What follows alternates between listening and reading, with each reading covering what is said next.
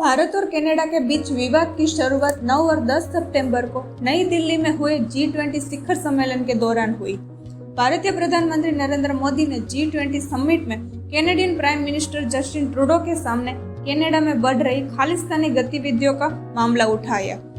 इसी के साथ मोदी जी ने कैनेडियन सरकार से उसकी धरती पर चल रही आतंकवादी गतिविधियां रोकने के लिए भी जरूरी कदम उठाने को कहा। लेकिन इस बात पर कनाडा के प्राइम मिनिस्टर जस्टिन ट्रूडो ने मोदी जी से कह दिया कि भारत सरकार कनाडा के घरेलू मामलों और राजनीति में दखल ना दे। यही नहीं, ट्रूडो ने खालिस्तानी आतंकी हरदीप सिंह निज्जर को भी अपने देश का नागरिक बताया। आगे इस वीडियो में बात करेंगे कि हरदीप सिंह निज्जर कौन था और उसका खालिस्तानी मूवमेंट के साथ क्या कनेक्शन था। इसी के साथ ट्रूडो ने मोदी जी के सामने निज्जर की हत्या का मामला भी उठाया, लेकिन भारत सरकार ने ट्रूडो की बात को अहमियत नहीं दी।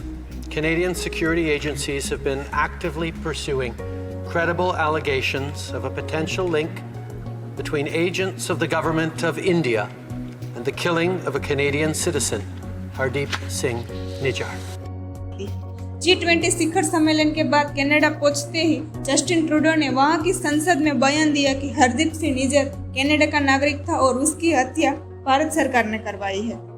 तब से भारत और कनाडा के बीच में विवाद शुरू हुआ है।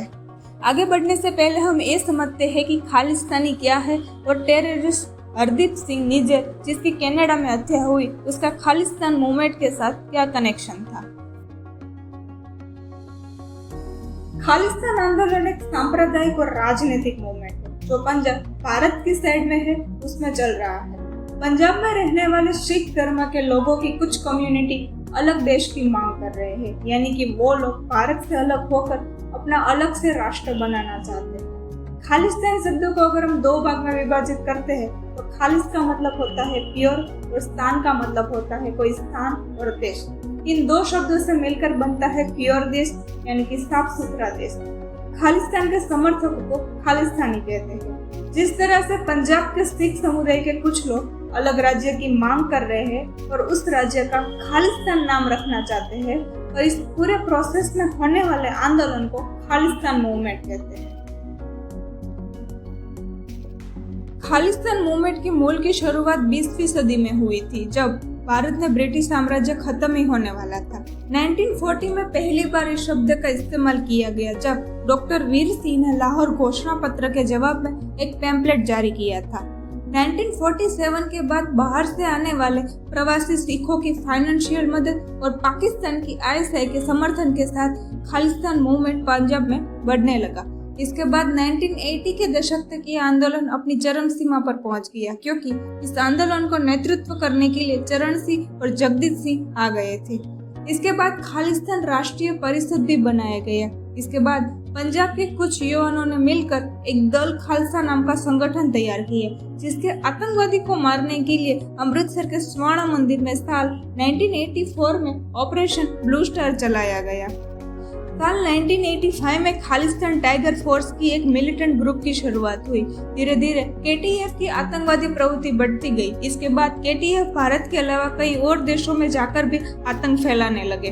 धीरे धीरे समय के साथ भारत सरकार ने आंदोलन को रोकने के लिए कई कार्यवाही की, जिसकी वजह से KTF का खालिस्तानी मूवमेंट का प्रभाव कम हो गया। लेकिन 2018 की शुरुआत में पंजाब पुलिस ने कई उग्रवादी समूहों को गिरफ्तार किया।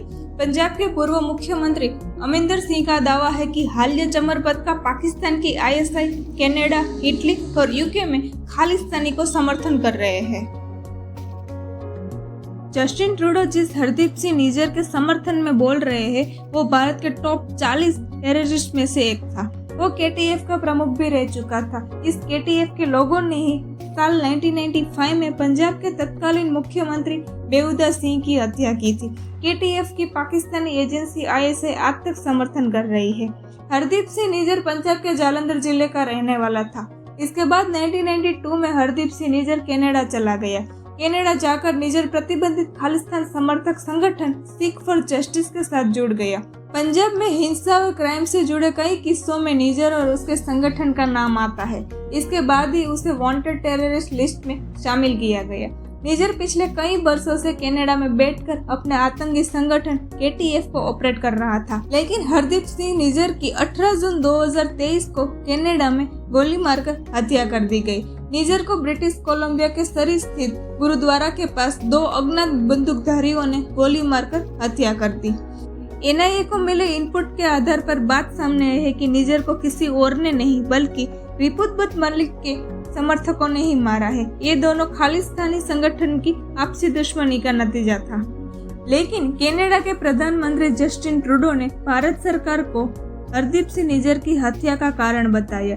उसके जवाब में भारत ने ये कह दिया कि आरोप बेहद बेतुका और राजनीति से प्रेरित है। इसी के चलते कनाडा ने भारत के डिप्लोमेट्स की जासूसी भी की थी। कनाडा ने साथ ही बढ़ते तनाव के बीच गुरुवार को भारत ने कैनेडियन नागरिकों के लिए वीजा सेवा पर रोक लगा दी। इसी के साथ कनाडा ने भारत के साथ ही फ्री ट्रेड डील भी कैंसिल कर दी। दरअसल कनाडा के नेताओं के लिए खालिस्तान का समर्थन करना मजबूरी बनता जा रहा है, क्योंकि 2025 में होने वाले इलेक्शन के लिए कैनेडियन प्रधानमंत्री और राजनीतिक पार्टियों को खालिस्तानियों का समर्थन करना पड़ रहा है। दोनों देशों के बीच होने वाले ट्रेड से जुड़े आंकड़ों पर नजर डालें तो फाइनेंशियल ईयर 2021 और 22 में दोनों मुल्कों के बीच $7 अरब का व्यापार हुआ था, जबकि फाइनेंशियल ईयर 2022 और 23 की शुरुआती 6 महीनों में ही दोनों देशों के बीच $8.16 अरब का व्यापार हो चुका है। लेकिन G20 के बाद ही भारत और कनाडा के बीच फ्री ट्रेड एग्रीमेंट को लेकर चल रही बातचीत रुक गई है। अगर ये विवाद ज्यादा चला तो दोनों देशों के बीच अरबों रुपए का नुकसान हो सकता है। कनाडा में एग्रीकल्चर, हॉर्टिकल्चर और डेयरी फार्मिंग सेक्टर में पंजाबियों का पूरा दबदबा रहा है। कनाडा से खेती और बागबानी से जुड़े उत्पादन भारत में सप्लाई होते हैं और उसका सीधा फायदा वहां रहने वाले भारतीयों पर ही होता है। यदि भारत और कनाडा के संबंध बिगड़ते हैं तो उसकी सीधी असर कनाडा में स्थिर भारतीयों पर ही होगी। कनाडा में इस समय पंजाब से तकरीबन 1,60,000 स्टूडेंट पढ़ाई कर रहे हैं। ये सब वहाँ पे स्टडी वीजा पर गए हैं। अकेले पंजाब से हर साल 50,000 स्टूडेंट कनाडा में स्टडी के लिए जाते हैं। यदि प्रति स्टूडेंट 25 लाख भी फीस मानी जाए तो हर साल अकेले पंजाब से करीब 12,500 करोड़ रुपए विदेश जाते हैं, जिसकी वजह से कनाडा को भी फायदा होता है। कनाडा कभी नहीं चाहेगा कि उसकी ये इनकम खत्म हो जाए, लेकिन अगर दोनों देशों के बीच तनाव बढ़ता है तो कैनेडियन गवर्नमेंट भारतीय स्टूडेंट के लिए अपने नियम सख्त बना सकती है। कनाडा के टोटल इंटरनेशनल ट्रेड में भारत का 2% हिस्सा है, जिसमें दोनों देश इक्वली इंपोर्ट और एक्सपोर्ट करते हैं। अब आगे देखना ये होगा कि दोनों देश एक दूसरे के साथ डिप्लोमेटिक रिलेशन कैसे निभाते हैं।